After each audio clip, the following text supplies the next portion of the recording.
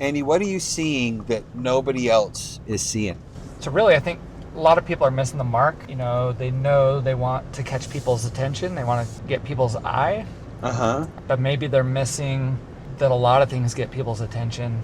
Everybody's clamoring for attention. What you really want is to keep the attention. Oh, that's big. Hey, Andy, you want to get a drink? Let's go. Let's do it.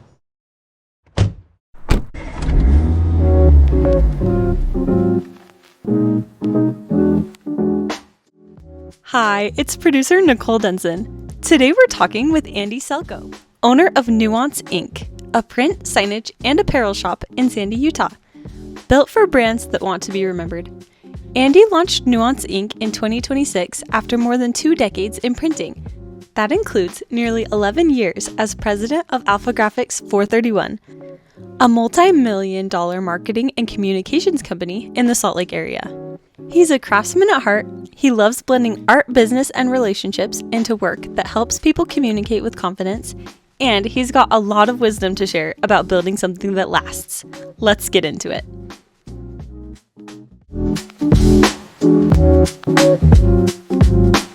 MilkShake Factory, here we come. Let's go. I'm super stoked. I had no idea that this even existed. Like, I'm so excited. I didn't either until like a couple weeks ago. How'd you find out about it?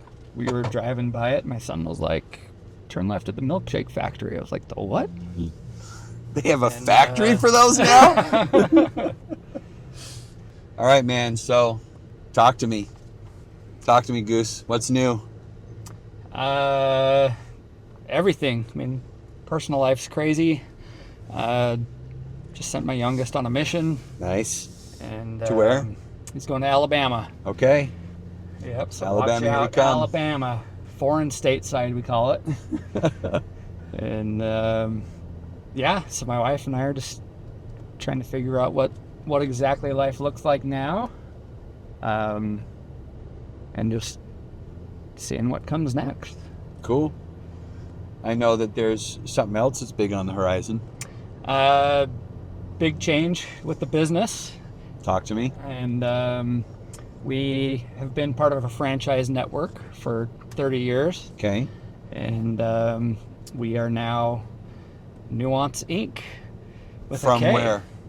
From Alpha Graphics. From Alpha Graphics. So you were an Alpha Graphics franchise and you rebranded, you went out on your own, rebranded as Nuance Ink.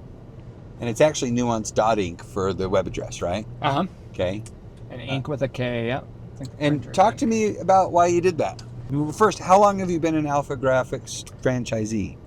So technically, I've been 10 years. Okay. 30 years ago, my dad signed a franchise agreement. Okay. And Bits, Bytes, and Electrons. Throwing that in for you, Steve. Yeah. And they taught him the printing business and formed a lot of great relationships, learned a lot. And but you know, one of my favorite lyrics from a band is "Nothing really ever stays the same." Yep. And just got to a point where there are a lot of good reasons to stay with the franchise, and a lot of good reasons not to. And at the end of the day, decided wanted to be authentic, and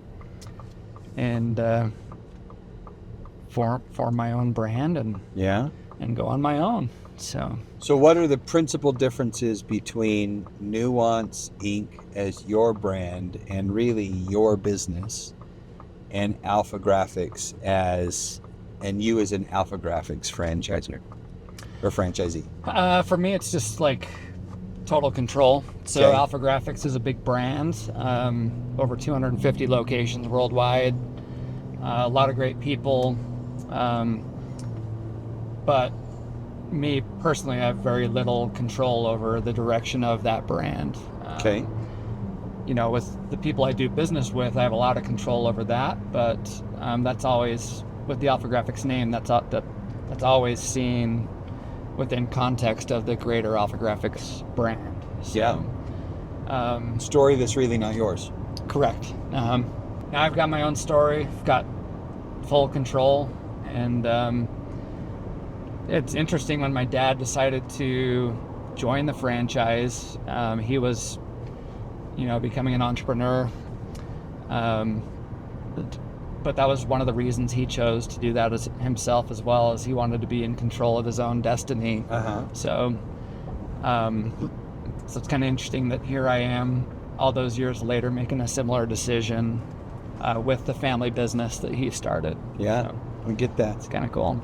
Okay, so yeah, it's interesting. He goes and joins a franchise network as an entrepreneur, and you just take it one step farther. So when you say that the Alpha Graphics story isn't necessarily yours, or that was my rephrasing of, like you said, talk to me about how Nuance is your story. Like, what is Nuance all about? Nuance is all about leaning into print and making print work harder for people.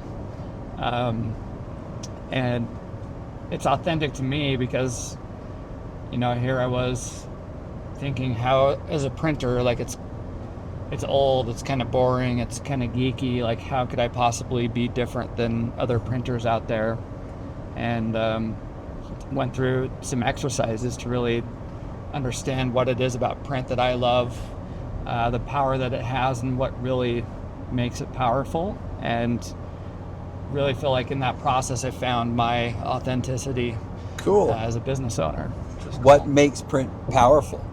Well, when it's done right, when it's done with intention, it makes people curious about things. Because, print's tangible, it's physical, it's in the real world, and with everything that's changing with marketing and the world that we live in, so many of those real experiences and real world things are going away. Yeah. But print is one of those things that is real and does not go away, unless you throw it away. But it engages more senses than just the eyes and maybe sometimes the ears. For sure. It engages tactile sense, which creates a whole different experience, right? I like that. I like that a lot. So I'm interested. What does Steve, your dad? I know Steve. Steve's a hero of mine. What does Steve think about this? He's excited. It's a gutsy move, like things are going well as a franchisee. Why would you rock the boat, if you don't need to? But ultimately, like, he's really excited. When I purchased the business from him, he was really good about like letting me take the reins and take it the direction that I thought it needed to go. Not perfect, as he sees, but I think he likes, watching what I'm doing with the business, and loves the message behind Nuance Ink. Nice. So in the transition from Alpha Graphics to Nuance, what does that entail? I mean, basically, I had to let go of everything proprietary to Alpha Graphics. So all the branding, all the marks, even like referring to myself as a former franchisee. Also, like, their technology, they were in control of the website. So a lot of those things. So all the infrastructure. A lot of it, yeah. What about all of your equipment? You have a really deep capability set with the equipment that you've invested in, correct? We do. So we own our own equipment. Obviously, our team, which we've spent a lot of time like building a fantastic team of experts. They're obviously, they're part of my business. So I get to take them with me. We own our building, so we're fortunate enough to be able to stay in our location, which is great. So in your case, you are a franchisee, and really under the brand umbrella and maybe the infrastructure umbrella to a degree. But most of the infrastructure that you invested in was portable, and you were able to take with you. Yeah, and that was one of the benefits of the agreement that we were under. Was being able to do that. From what I've heard, like current agreements are different. But yeah, that was ultimately, my dad said that's one of the reasons he felt comfortable signing the agreement to begin with, was he was building a business that he ultimately owned. Yeah. A good portion of, if the day came that he needed, or decided to take it a different direction. Yeah. So let's talk a little bit about print in general. I mean, you mentioned a little bit before that, print could be boring. People see print as boring. I never have personally. And, my creative partner, very well, Jared, has never had that attitude at all. In fact, I've never heard anybody geek out like he has about letterpress and crack and peel. I mean, that guy is a nerd when it comes to stickers, and it's the coolest thing ever. Print is experiencing a bit of a renaissance. I don't know if everybody really understands that. Certainly in the marketing world. How are you seeing that renaissance take shape? We're seeing people go back to print, where they used to not print as much. Mm-hmm. It's changing. The technology of print is changing, which is what makes it fun, which is what can make people curious, because you're able to do things with print now that you couldn't do 10 or 20 years ago. Like what?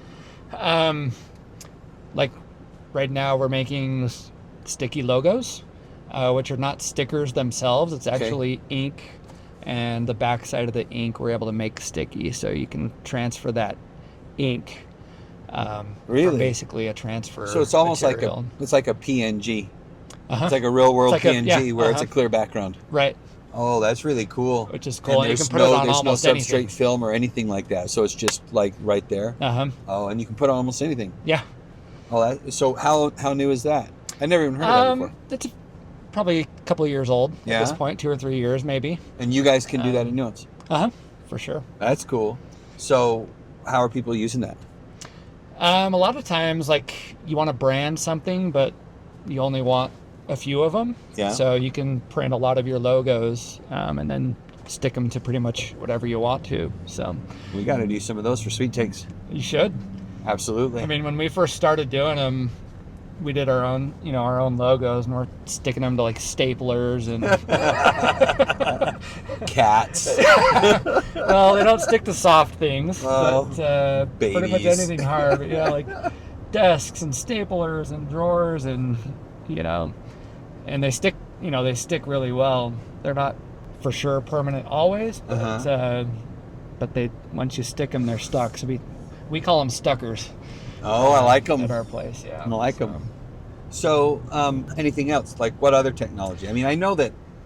just a lot of apparel decorating, which is, why we're looking to merge with an apparel decorating company. Oh, really? I didn't realize that's on the horizon, too. That's what we want to do. Nice. People are buying more apparel to go along with their brands and wear their brands out with the evolving technology, and so we're really excited about that opportunity. So Andy has been a friend of mine and a mentor of mine for how long? Probably about 15 years, 14 years. No, from before 15, I went out, when I left STS and it's 20, over 15 years. And I worked for you and your dad at what was Alpha Graphics, but no more. And I've been looking forward to this episode since we had conceived of this idea over a year ago. I've been waiting for this episode. So in a real way, this is the moment I've been solving for. So thank you. Where are we going today? Going to MilkShake Factory. And why MilkShake Factory? I'm a sucker for milkshakes, and which you wouldn't know because he's a high school coach. He's a football coach as well, and he's a burly dude. So we have to talk about that. But okay, so sucker for milkshakes. And ever since I heard there was a factory, I was like, I got to try it. Up online. It's like Santa's Workshop, kind of. Love the history. Kind of a family business. I guess great grandparents came from Greece. Way into making chocolate and all that kind of stuff. Cool. And then I guess they've perfected the milkshake and they're going nationwide. No way. Yeah. Really? Uh-huh. Where are they at in their growth right now? I think they just started franchising recently. Not sure. Oh, this would be super awesome. We'd love to have them on. What are we ordering? What are you ordering there? I was really thinking about the Bananas Foster, but because I'm a sucker for Bananas Foster, really? but their history is in chocolate, so I'm going with some kind of chocolatier or something. A chocolate Bananas Foster. If they have one of those, our head's gonna explode. Okay, so I'm gonna need help. I want you to make a recommendation. I love Bananas Foster. My mom used to make it with the brandy. It's the only time we ever had brandy when I was a kid, and so I'd always get extra brandy. It was super awesome. Okay, so where is it? Where are we going? It's in Pleasant Grove. Pleasant Grove. Okay, somewhere. PG. I think the locals call it. Yeah. The cool kids, they call it PG. All right, so we're going to PG, to the MilkShake Factory, and you're gonna help me get what we're gonna get, or what I should order. And on the way, we have an awful lot to talk about. Sounds good. Looking All right, forward to it. We're gonna do it. All right. Tell me about this curiosity thing, because you mentioned that before, that print makes people curious. Like, how does that affect how you? Well, first of all, do you have creative capabilities? For sure. Okay, so you have creatives in-house, designers in-house? We do. Okay. But even our team, like with the change to Nuance, like there's actually a process behind that too. You know, when we're talking to somebody, if they're like, how do we apply Nuance to what we're printing today? Like we have a process. Nice. And what I found is that process actually yields curiosity at the tail end of it. Cool. Because that's always something I'd struggled with. I've always admired people that are creative and can think, you know, so differently and do such cool things. And when, as we were forming the Nuance process and started applying it, I was like, holy cow, like this is what helps me be creative. Looking for maybe the second or the third look or something like that. That, and also like the process. Like the other thing about print being in the real world is it's part of a process. It's going to get handed to somebody or given to somebody or distributed at some point in time, and it's part of a bigger process. So really looking at like what's the role of that piece of print in the process? What's it supposed to do? What do people hope happens after like somebody in the decision making, like in the decision making cadence in an organization or something? Or even afterwards, maybe it's an onboarding process, or like, you know, the first start of a longer experience with a brand. So the print piece becomes a collaboration center in real time and in real space, as opposed to like it's a Google Doc for real life, right? For sure. Yeah, and it does lots of different. I'm hearing you say it does has lots of different jobs depending on who has it at the moment. Next question. Andy, what are you seeing that nobody else is seeing that you want them to see right now? I think the biggest thing is just opportunity with print. A lot of people are spending money on print, but they're just checking a box as opposed to really like being intentional and thinking or really understanding like the power that they've got in their hands with print. So really, I think a lot of people are missing the mark.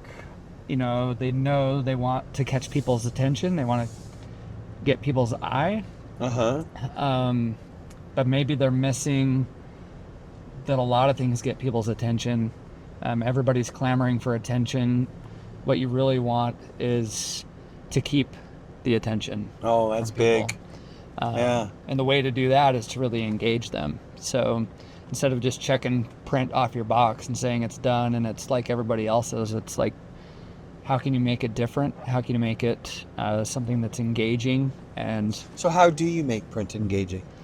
It's through our Nuance process. Well, can you give me some insight into what the process is? Yeah. So really like looking at, like we talked about, like what is this print for? What's the bigger process around it? How is it getting distributed? Who is the audience? Like, who is it going to? And what do you hope happens next? So, can you print something for what it does and then what you hope it happens next? And then after that? So one of the coolest things we did, this, wedding cake company wanted some brochures. Okay. I was like, it's kind of weird. Like, how do you use brochures? Well, come to find out, they leave them at venues, so brides-to-be are visiting a venue trying to decide where they want to have their wedding or reception. And there's brochures for all types of wedding-related things. Yeah. And so I hate just like a regular little trifold. Like, it's really hard to make those like super powerful. And so we just started asking what if, with that. Like, so it's going to brides. They're probably early on in the wedding planning process, and they're at a venue. There's not like a lot of information that needs to go on a wedding cake brochure. And so we asked, like, what if, instead of just like a trifold brochure, like, what if we made it look more like a wedding cake? Nice. So different, right?